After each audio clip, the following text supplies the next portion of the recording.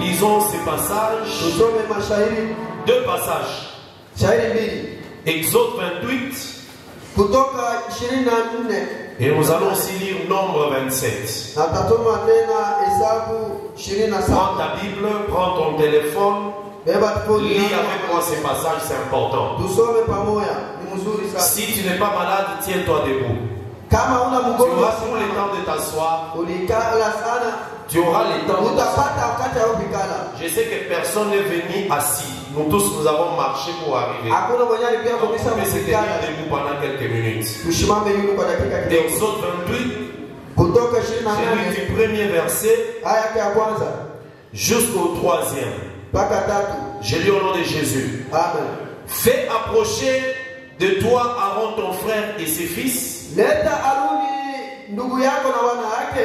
Et prends-les parmi les enfants d'Israël pour les consacrer à mon service dans les sacerdoces. Aaron et les fils d'Aaron, Nadab, Abihu, Eliezer et Itamar. Tu feras à Aaron ton frère des vêtements sacrés pour marquer sa dignité et pour lui servir de parure. Tu parleras à tous ceux qui sont habiles, à qui j'ai donné mon esprit plein d'intelligence. Ils feront des vêtements à Aaron afin qu'il soit consacré et qu'il exerce dans mon sacerdoce.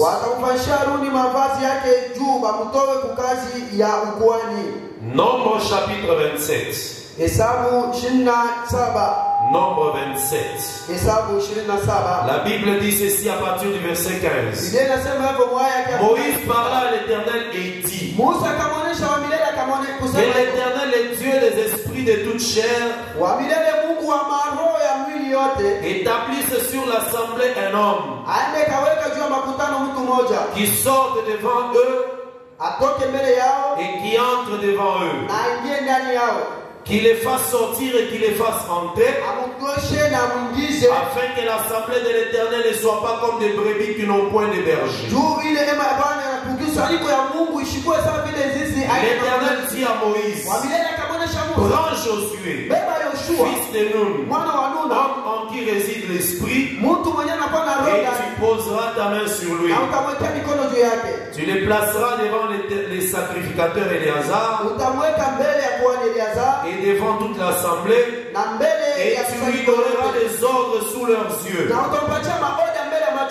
Tu leur rendras participants de ta dignité, afin que toute l'assemblée des enfants d'Israël l'écoute. Que le Seigneur vous bénisse. Nous pouvons nous asseoir. Et que celui qui est assis, qui est dans la joie du Seigneur, acclame très très fort pour le Seigneur. Acclame très fort pour la gloire du Seigneur. Est-ce qu'il y a quelqu'un qui sait pousser les cris de joie à l'honneur de l'Éternel? À l'honneur de l'Éternel. Les cris de joie donnent la guérison. Il y a des cris de joie qui transforment le peuple. Que le Seigneur te visite ce matin. Sois béni au nom de Jésus. Sois guéri au nom de Jésus. Sois consolé au nom de Jésus. Amen. Que le Seigneur te bénisse. Aujourd'hui, il y a des gens qui crient par-ci, par-là, en train de fêter la Pâque. Mais je vous dis que nombreux sont dans le faux. L'apôtre Paul dit: nous, notre Pâque a déjà été immolée. Pour l'instant, nous devons seulement célébrer la fête. Et cette fête-là, c'est une fête qui a commencé depuis la croix jusqu'à ce que l'Église quittera la terre. Amen. Amen. Nous ne fêtons plus la Pâque d'un jour. Ça n'a pas de place dans les Écritures. Un jour de Pâque, ça n'existe plus. Aucun apôtre n'a fêté la Pâque en disant la Pâque c'est le tel jour du mois d'avril. Ça n'existe plus. Amen. Est-ce que tu crois aussi à ça? Toi, tu ne peux plus fêter la Pâque comme ceux qui n'ont pas la connaissance. Amen. Que le Seigneur te bénisse pour avoir célébré Dieu, pour l'avoir adoré par des cantiques. Je disais quelque chose par rapport à la Pâque. On doit expliquer ces choses pour que le peuple de Dieu, vous ne soyez pas dans l'ignorance. L'apôtre Paul a dit que je ne veux pas, frère, que vous soyez dans l'ignorance au sujet des dons spirituels. Mais il y a aussi l'ignorance au sujet de beaucoup de choses. Tous ceux qui fêtent la Pâque, ce n'est que la suite de l'église catholique. Tous ceux qui fêtent la Pâque, c'est la suite de l'église catholique. Parce que les apôtres n'ont jamais fêté la Pâque en une journée comme ça. Lis un peu avec moi Exode. Lisons Exode. La Bible nous dit ceci. Exode chapitre 12. Je lis au nom de Jésus-Christ. Écoute, Exode chapitre 12, verset 1er. L'Éternel dit à Moïse, Aaron dans le pays d'Égypte: ce mois-ci sera pour vous le premier des mois. Il sera pour vous le premier des mois de l'année. Parlez à toute l'assemblée d'Israël et dites: le 10e jour de ce mois, on prendra un agneau pour chaque famille, un agneau pour chaque maison. Si la maison est trop peu nombreuse pour un seul agneau, on le prendra avec son plus proche voisin. Selon le nombre de personnes, vous compterez pour cet agneau d'après ce que chacun peut manger. Ça sera un agneau sans défaut, un agneau mâle, âgé d'un an. Vous pouvez prendre soit un agneau ou un chevreau. Vous le garderez jusqu'au 14e jour de ce mois. Et toute l'assemblée d'Israël immolera entre les deux soirs. On prendra son sang et on le mettra sur les deux poteaux, sur les linteaux des portes des maisons où on le mangera. Amen. Est-ce que quelqu'un comprend ce que nous sommes en train de dire? Je continue cette pensée parce que je vais t'expliquer quelque chose. Le verset 9. Non, prenons le verset 11. Quand vous le mangerez, vous aurez vos freins sains, vos souliers aux pieds, votre bâton à la main, et vous le mangerez à la hâte. C'est la Pâque de l'Éternel. C'est la Pâque de l'Éternel. Ok, je vais prendre encore une autre portion avant que je prends la pensée. On a dit que vous les garderez. Vous prendrez au 10e jour. Est-ce qu'on a lu ça? Voilà, c'est ça. C'était le verset 3. Le 10e jour de ces mois, on les prendra et on les gardera jusqu'au 14e jour. Regarde-moi, fais ceci. Que le Seigneur te bénisse. Regardez comment est-ce que l'Éternel a donné à Moïse des instructions. Il a dit que ce mois-ci, qui est le premier mois, ce jour où Dieu parlait à Israël, il était en train de changer les calendriers. Ils étaient à un certain mois. Mais l'Éternel a dit que ce mois-ci, pour les autres, c'est peut-être le 7e mois. Pour les autres, peut-être c'est le 4e mois. Mais pour vous, ça devient le premier mois. Est-ce que vous comprenez? Pour vous, c'est le premier mois. À partir d'aujourd'hui, vous allez faire ceci. Vous prenez un agneau dans chaque maison. Un agneau mâle qu'il ait une année. Le 10e jour, vous le prenez. Vous le gardez jusqu'au 14e au 14e jour. Ça veut dire que c'est un agneau qui doit traverser 4 jours. Et le 14e jour, vous lui mollez. La nuit, vous commencez à les manger. Entre les 2 soirs. Ça veut dire que c'est un agneau qui doit être mâle, mais qui a traversé 10 jours. Parce que c'est au 10e jour qu'on doit les prendre. Donc c'est un agneau qui doit traverser la période de la loi. Parce que le nombre 10 parle de la loi. Quand tu vois le nombre 10, tu vois déjà les 10 commandements qui représentent toute la loi. Donc c'est un agneau qui va traverser la période de la loi. Et après, lorsqu'on le prend, il doit passer 4 jours avant qu'on puisse les tuer. Or, la Bible nous dit qu'il y a des hommes qui sont des jours. C'est comme Moïse, c'est un jour. Jésus, c'est un jour. Toi aussi, tu es un jour.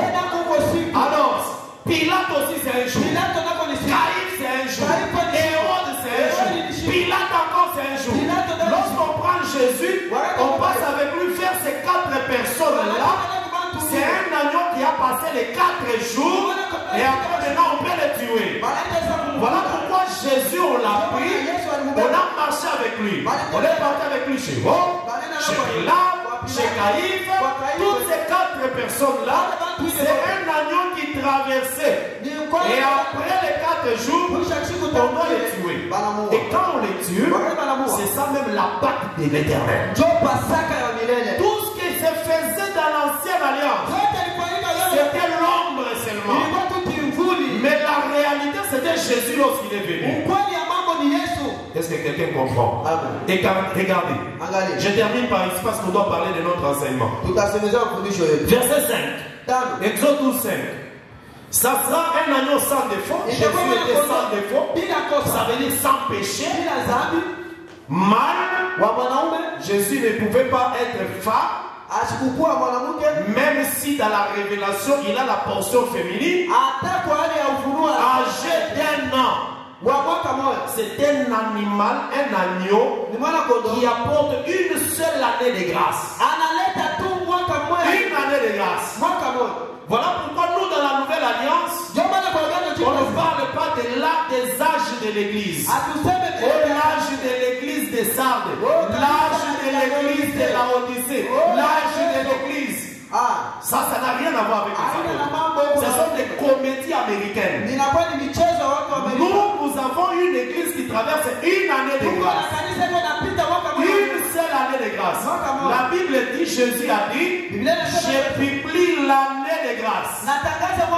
Cette année de grâce, nous, l'église, nous allons la consommer en partie, nous partons. Et le Seigneur vient aussi pour Israël, toujours dans la même année de grâce. Je vous ai déjà parlé sur l'année de grâce. Écoutez maintenant. Vous les garderez. Vous gardez qui? Un seul agneau. Mais c'est plusieurs agneaux qu'on a pris dans toutes les maisons. Quelqu'un me comprend? Est-ce que vous me comprenez? Chaque maison, chaque famille prendra un agneau. Il y avait combien de maisons en Israël? Plusieurs familles. Mais ici on dit, vous prendrez cet agneau-là. Vous le garderez. Vous voyez toutes les agneaux là, toutes les maisons là. Ça ne représente qu'un seul agneau. Et ce seul agneau là, c'est Jésus-Christ de Nazareth. Vous le garderez jusqu'au 14e jour. Et toute l'assemblée l'immolera. On n'a pas dit les immolera. Même si tu vois 1000 agneaux qu'on est en train de manger à il ne représente qu'un seul agneau. Le véritable. Il sera immolé à Jérusalem. Amen. Amen. Amen. 1 Corinthiens chapitre 5. Dans si on t'a donné la détente des Pâques à l'école, Wewe hata wanapatia profite, siku oui. ya Pasaka kumshika Mais omba. ne dis pas, oh, c'est la Pâque, on va aller fêter le 9 avril. Le 9 avril, non. Ni Pasaka tuenda Et kusherehekea. puis l'année prochaine, ça sera le 14 avril. L'année prochaine, ça devient encore le 28 mars. Non, est-ce qu'Israël fêtait comme ça? Israël avait un seul jour seulement. On ne change rien. Donc tout ce Noël a des aventures. L'année passée, c'est le 7 avril. Cette année, c'est le 9. L'année prochaine, c'est le 14. Israël n'a jamais fêté comme ça. Israeli hakukusherehekea kapi? Jamais. Kama. Amen. Amen. 1 Corinthiens chapitre 5. Moja wa Korinto sura ya 5. La Bible dit ici. Biblia inasema. Après, tu vas voir les hommes de science qui vont dire non, on fixe la date en fonction de la sortie du soleil. Oh, Et de la tunaweka lune. juu ya jua. Quand c'est la pleine lune, on regarde par rapport au solstice. Et Tunaangalia kama le jua solstice, c'est inatoka quoi? tena yote bio pamoja Solstice, c'est quoi? Et équinoxe, hein? kama equinox. C'est en fonction de ça. Njoo On kupitia fixe la date de la Pâque. sasa mwaka siku ya Aventure, mizana na mizana. 1 Corinthiens 5. Moja wa Korinto 5. La Bible dit ceci. Biblia inasema hivi. J'ai lu le verset 6. Sita. C'est bien à tort que vous vous glorifiez. Ni kwa bure mnajisifu. Ne savez-vous pas qu'un peu de levain fait lever toute la pâte? Amujue chachu kidogo na vimbisha mkate mzima. Faites disparaître le fait levain, Mwende mkatoshe chachu ya zamani. afin que vous soyez une nouvelle pâte, Juu kuwe mkate wa sasa. puisque vous êtes sans levain, Kwani hamuna tena na chachu. car Christ est notre Pâque, Kwani Kristo Pasaka yetu a été immolé. alichinjwa. Alichinjwa. Déjà. Ashakachinjwa zamani. Amen. Amen. Maintenant, célébrons donc la fête, Sasa tusherehekee non avec du feu du vieux levain, hapana na chachu ya zamani. non avec un levain de malice et de méchanceté, Hapana chachu ya bujanja mais ya ukali. avec le pain sans levain de la pureté et de la vérité. Amen. Lakini na hebu kuswe chachu Nous, ya notre Pâque, hein, leo Pasaka yetu. c'est quand nous marchons dans la pureté, dans la vérité. Oh, la vérité, c'est la parole. C'est ça la Pâque. Ndio Pasaka. C'est ça la Pâque, parce que le véritable agneau a déjà été immolé. Kwani mwana kondoo ya Bwana Ce ashakachinjwa. que je lis ici, c'est l'apôtre Paul qui l'a dit. Hapa ndio nasema ni Tu Paulo. ne verras jamais dans l'église des apôtres qui disent que nous allons nous retrouver tel jour. Vous savez, Hautaona kukanisa vituo tutakutana siku dans les moja. choses de Dieu, il faut éviter des arrangements. Mambo ya Mungu waache mambo ya kutengeneza. Oh, tupatane. Ce n'est pas bien. Haina tena. En Israël, Muisraeli le 14e jour, siku ya pour manger la Pâque, Baba kuna même si ça tombe le premier jour de la semaine, ataenda nguka mchuka kwanza. même si ça tombe le deuxième jour de la semaine, Hata kuitenda mchuka. mais c'est le 14e seulement qu'ils doivent manger. Paka pale le 14 ndio watakula. Est-ce que vous comprenez? Unaelewa? Parce qu'il y a des 14 qui tombent lundi. Pourquoi Un les 14 autre 14 qui tombent mardi. Un autre- Mais ici, la Pâque tombe seulement dimanche. Hii Pasaka Il n'y a pas de Pâque qui peut tomber lundi. Hakuna Pasaka itatombe siku ya tatu. La Pâque ne peut pas tomber jeudi. Pasaka haina ya shida C'est ya pas dimanche. Pasaka siku ya Mungu. Mais en Israël, les 14, si c'est lundi, il fête. Lakini Si c'est kusema mardi, ni kwa mardi si ça tombe jeudi. kama ni siku ya Mais hii. ici, c'est seulement dimanche. Yapo Pasaka siku ya Mungu. Ça, c'est quelle Pâque? Ni Pasaka kanio. Nous, notre Pâque est déjà tombé une seule fois. Pasaka yetu Et ishakuwa mara nous moja. vivons la Pâque dans notre Amen. vie. Na tuko naishi Pasaka. Ça, ce sont des enseignements qu'on doit donner à l'église du Seigneur. Ni mafundisho tunaenda kuleta kanisa ya Bwana. Donc, quand vous voyez la fête de Noël, Ukaona la sherehe ya fête de Noel la Pâque, ya Pasaka. tout ça, ça n'a rien à voir avec les Écritures. Haifanani hata na L'unique maandiko. fête que Jésus a laissée à l'église, Hadi ile c'est sherehe la Sainte Seine. ni meza C'est takatifu. tout. Ndio mwisho. Tellement que peu de levain fait bomber la pâte. Zile chachu kidogo ndio nakuimbisha. Aujourd'hui, dans les églises, on commence à fêter les anniversaires du pasteur. Banaanza kusherehekea na kuzaliwa Le baba. pasteur a totalisé 50 ans. Mchungaji anaendelea 50. Les mamans vont, ils font le gâteau. Bamama wanafanya On met mikate. 50 bougies. Banaweka Et masekani. ils donnent au papa. Banaleta baba. Les papas mettent la table. Allez, les jeunes et les protocoles sont en train maintenant. Cette tablette-là, on entre avec dans l'église, comme on entre avec les gâteaux de mariage là. On a déjà éteint les lumières. Le pasteur est devant avec sa femme. On a déjà éteint. Là, les protocoles amènent les camions avec les gâteaux. Joyeux anniversaire. Là, c'est les chefs de chacun qui entendent. Toute l'église chante. Joyeux on vient avec ça jusque devant. Et puis on ouvre les gâteaux, toute l'église attend. Et puis le pasteur approche. Il trouve. Et puis serre-moi courage à elle, à vu que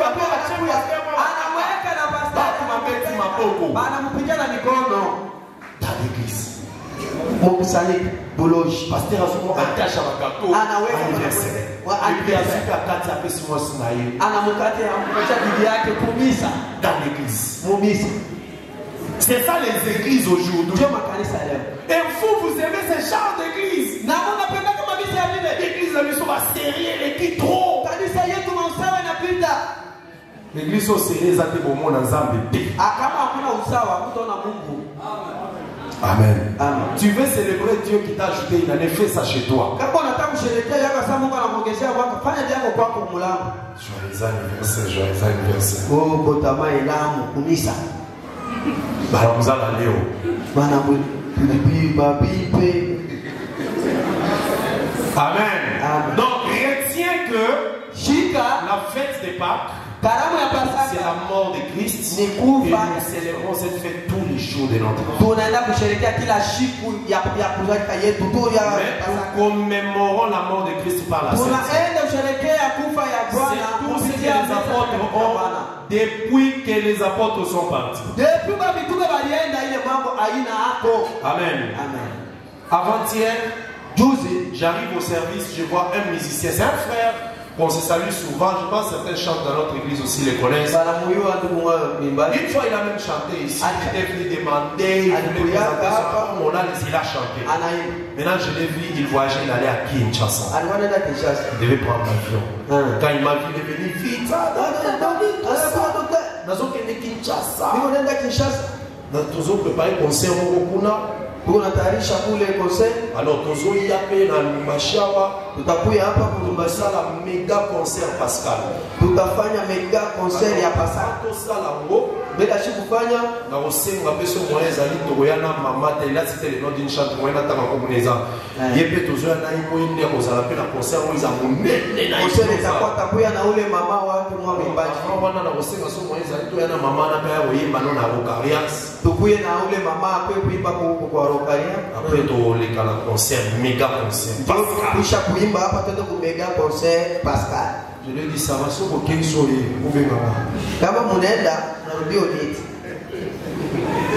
Parce que je ne voulais pas discuter avec lui là, il devait prendre l'avion à pressé. Si vous pouvez l'attendre pour Bichana, il va me faire signe. Avec cette maman là. Méga concert Pascal. Méga concert Pascal. Amen. Amen. Quand le catholicisme n'a pas quitté l'église, on ne serait pas sauvé. On ne serait pas sauvé. Amen. Il faut rester dans l'enseignement des apôtres. Même si cet enseignement est devenu archaïque, c'est bizarre, les gens n'acceptent pas. Il faut rester dans l'enseignement. Jésus n'a jamais changé l'enseignement. Le Seigneur nous bénira. Amen. Est-ce que tu peux acclamer très fort pour le Seigneur? Amen. Que le Seigneur soit loué. Tout ce que nous disons ici, ça prouve qu'il y a déjà un changement de sacerdoce. Et quand le sacerdoce a changé, nous marchons au rythme de ce sacerdoce. Et quand le sacerdoce change, nous avons un Dieu mais qui sort de la terre. Parce qu'une femme c'est une terre. Selon les Écritures, l'Éternel quand il a regardé Israël, il a dit que ta terre c'est ton épouse. Vous voyez, l'Éternel a l'habitude de déposer la sémence en Israël et Israël produit. Donc une femme c'est une terre. Marie, c'est une femme dans laquelle tu avais déposé une sémence et Christ est sorti. Je vais te lire quelque chose. Je suis en train toujours d'introduire sur les sacerdoces. Il y a beaucoup de sous-thèmes que nous allons toucher par rapport à ça. Mais laisse-moi te permettre de comprendre certaines choses. Il y avait à un certain moment en Israël Israeli. Suis-moi. Unifuate. C'est très important. Ni ya faida. Je vous ai parlé de Saoul. Niliwaonesha juu ya Sauli. Saoul que Dieu a donné à Israël. Saulo mwenyewe Parce qu'Israël cherchait un roi. kwani Israeli itafuta mfalme. C'était pas le programme de Dieu. Mais comme Israël forçait, Vile Israeli Dieu litafuta. leur a donné Saoul. Mungu akampatia Mais Sauli. Saoul est venu de la tribu de Benjamin. Sauli alitoka mkabila ya Benjamina. Or, selon la prophétie de Jacob, Na kupitia na les rois d'Israël doivent sortir de la tribu de Juda. mfalme anapaswa kutoka mkabila ya Yuda. Alors, comme il demandait avec empressement, Vile walimgomba il sana. voulait vivre comme toutes les nations. Alipenda kuishi kama Dieu kabila. a dit à Samuel, Mungu akamwambia, Samuel, calme-toi. kaa. Je vais leur donner un Dieu comme ils en ont besoin. Akawapatia Mungu vile liko nalo. Et il leur a donné Saoul. Akawapatia Saulo. Mais Saoul, dans sa marche, Saoul il a fait certaines choses qui n'étaient pas bonnes. alifanya vibaya. Mais il était aussi quand même un bon roi. Alikuwa mfalme. Qu'est-ce que Saoul a fait? Sauli alifanya nini? Il a chassé d'Israël Akafukuza Israeli. toutes les magiciennes, Wale bachawi wote. tous les occultistes qui invoquaient les morts. Bachawi wote walikuwa naita wafu. Il y en avait beaucoup en Israël. Walikuwa mingi. Et Saoul les a chassés tous. Sauli akabafukuza. Si on te rencontre en Bakakukuta. train d'invoquer les morts, Uko nailika wafu. Saoul te fait arrêter, il te fait éliminer. Ah, Sauli Parce que c'était contraire à la volonté de Dieu. ilikuwa kinyume na neno la Mungu. Mais un jour, Siku moja David, Daudi comme il avait fui Israël, vile alikimbia il Israeli, est allé habiter un moment chez les Philistins. akaenda kuikala kwa Filistini. À ce moment-là, David n'était pas encore roi. Baba alikuwa kwa mfalme. Mais Saoul le pourchassait. Sauli Je alikuwa pense que vous connaissez ça. Il y a un moment où Saoul attaquait David. wakati wa Sauli alikuwa anafuatana Et na David a fui, il est parti chez les Philistins. akakimbia kwa Filistini. Il était avec les rois Akish sur la terre philistine. Alienda kuona yule mfalme akichukulia kwa Filistini. Lorsque les Philistins se sont réunis Wakati wa Filistini walikutana pour attaquer Israël, kugombana na Israeli. David était avec les Philistins. Daudi alikuwa Alors le roi a dit à David, na je mfalme sais que tu es très fort. Woko Ça wa c'est le roi philistin. Ah, Tu es très mfalme wa fort. Filistini Comme je vais attaquer Israël, tu vile na seras avec moi. wewe utakuwa pamoja Mais na cette histoire n'avait pas plu David parce que David est d'Israël. kwani Daudi alikuwa wa Alors, les Philistins se sont regroupés. wa Filistini wakakutana Ils étaient très nombreux, walikuwa bamingi prêts à attaquer Israël. wakwenda kupiga. Saoul a vu les troupes philistines. Sauli akaona umati wa Filistini. Il a commencé à avoir peur. Anaanza ogopa. Qu'est-ce qu'il a dit? Akasema ni Je ne sais pas Shiyue qu'est-ce qui va se passer pour mambo lui. gani itapitikana. Il avait peur. Alikuwa anaogopa. Alors il a dit aux gens, Akaonesha watu allez quelque part. mwende kazi moja. Cherchez-moi une femme qui invoque les morts. Mtafitie mfumo moja. Suis-moi. Fate. Surtout toi qui n'as jamais lu cette histoire. Wewe mwenyewe uyasoma Cette hizo. histoire, tu ne vas jamais voir ceci, je suis magique. Hautaona hayo kuzima shike Tu kama. vas lire ça seulement dans les Écritures. Wewe mpaka kwa maandiko. Amen. Amen. Vous qui aimez beaucoup si magique et nouvelles. Wewe unapendaka nouvelle. Ça vous distrait. Inanibebea wakati. Moi, en tout cas, si est-ce qu'il y a quelqu'un qui suit si magique beaucoup et qui prie beaucoup, lève la main. Nani mwenyewe anaomba anapataka sema Vraiment spécialisé sur chaque épisode et tout ça, mais tu as aussi une forte vie de prière personnelle. Lève la main. Nyangula kwa mkono tukuone.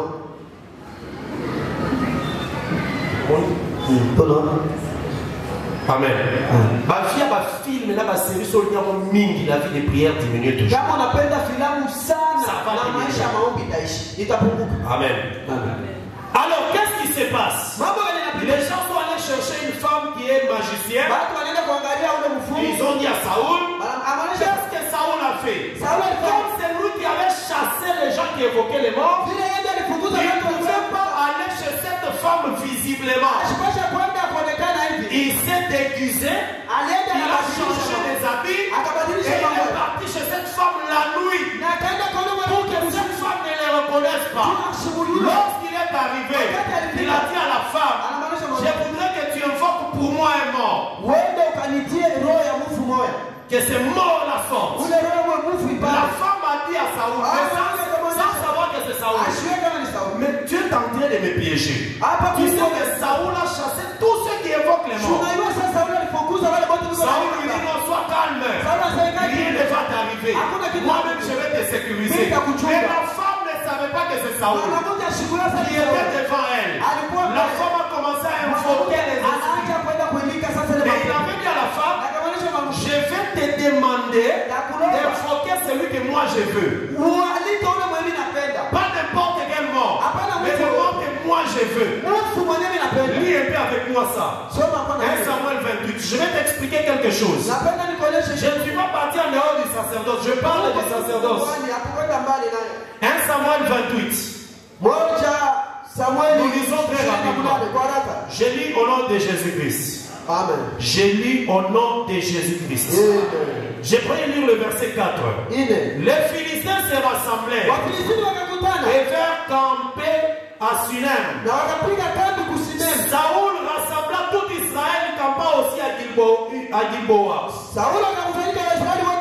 Lorsqu'il a vu les camps des Philistins, Saoul fut saisi de crainte et de peur. Un violent tremblement s'empara de son cœur. Saoul consulta l'Éternel et l'Éternel ne lui répondit point, ni par les songes, ni par l'Urim, ni par les prophètes. Vous savez pourquoi est-ce que Saoul a invoqué l'Éternel, l'Éternel ne lui a pas répondu? C'est à cause de ce que je vous avais dit la fois passée. Saoul avait déjà désobéi. Et Dieu l'a rejeté. Il avait déchiré les vêtements de Samuel. Dieu l'a rejeté. Alors quand il commençait à prier, Dieu ne le répondait pas. Dieu ne l'écoutait pas. Ça c'est une exhortation pour toi. La vie des péchés, ça met une barrière entre toi et Dieu. Si tu vis dans le péché, l'Éternel mettra une barrière. Tu peux l'invoquer, tu peux l'appeler, l'Éternel ne réagira pas. C'est ça que Ésaïe 59 dit. La main de l'Éternel n'est pas courte pour sauver. Mais ce sont vos péchés qui mettent une séparation entre vous et l'Éternel. Amen. Amen. Et la Bible dit que l'Éternel ne lui répondit pas. Continuons. Ni par les prophètes. Verset 7. Et Saoul dit à ses serviteurs, cherchez-moi une femme qui évoque les morts, j'irai le consulter. Ses serviteurs lui disent, voici à Andor, il y a une femme qui évoque les morts. Alors Saoul se déguisa, prit d'autres vêtements et partit avec ses deux hommes. Ils arrivèrent de nuit chez la femme. Saoul lui dit, prédis-moi l'avenir en invoquant un mort. Amen. Il y a certains enfants de Dieu qui aiment beaucoup qu'on leur prédise l'avenir, qu'on leur dise ce qui va venir. Je sais que Dieu parle aussi de l'avenir. Mais il y a aussi beaucoup d'occultistes et de sorciers qui voient l'avenir. Oui, des voyants. Ils voient ce qui peut venir. Ici on nous dit c'est une magicienne. Elle peut voir ce qui vient. Mais elle voit ça en invoquant les morts. Alors il dit, prédis-moi l'avenir en invoquant un mort. Et fais-moi monter les morts que moi je te dirai. Suis-moi parce que je vais renverser ces versets ici. Je vais les dire autrement. Amen. Est-ce que tu es prêt pour m'écouter? Tu es prêt? Acclame très fort pour le Seigneur. Fais-moi monter les morts que moi je te dirai. La femme lui répondit, voici tu sais que Saoul, ce que Saoul a fait, comment il a chassé du pays tous ceux qui évoquent les morts et qui prédisent l'avenir. Pourquoi donc tu viens me tendre un piège ou tendre un piège à ma vie pour que je puisse mourir? Écoute le verset dit, Saoul lui jura par l'Éternel en disant, l'Éternel est vivant, il ne t'arrivera aucun mal de tout cela. La femme dit, écoute la question, qui veux-tu que je fasse monter? Saoul répondit, fais-moi monter qui? Fais-moi monter qui? Samuel. Les Samuel que lui avait déchiré. Samuel n'était déjà mort. Il reposait dans le calme. Il attendait sa récompense. Mais comme Jésus n'était pas encore venu, Samuel pouvait sortir. Amen. Amen. Yoka demande à Saoul. On lui même demandé de faire monter Moïse. Fort. Josué. Josué avait fait quoi? Moïse a déchiré la main. Des gens comme les Samson qui a Amen. Amen. Mais il demande qu'on lui fasse monter. J'aime le verset 12. Lorsque la femme a évoqué, la Bible dit, lorsque la femme vit Samuel, elle poussa un grand cri et dit à Saoul, pourquoi m'as-tu trompé? Tu es Saoul. Donc pour reconnaître celui qui est déguisé, il faut que Samuel sorte. Il faut qu'il y ait un mort. Il sort, celui qui est caché sera dévoilé. Personne ne peut dire qu'il connaît l'Éternel si Jésus n'était pas encore sorti. C'est après la mort de Jésus, lorsqu'il est sorti, que nous avons vu l'Éternel qui était caché dans la terre alliance. Parce que Saoul, c'est lui l'Éternel. Il avait chassé les morts, mais il s'est déguisé. Il est venu faire la femme. C'est une femme étrangère. C'est une femme étrangère. C'est nous qui sommes capables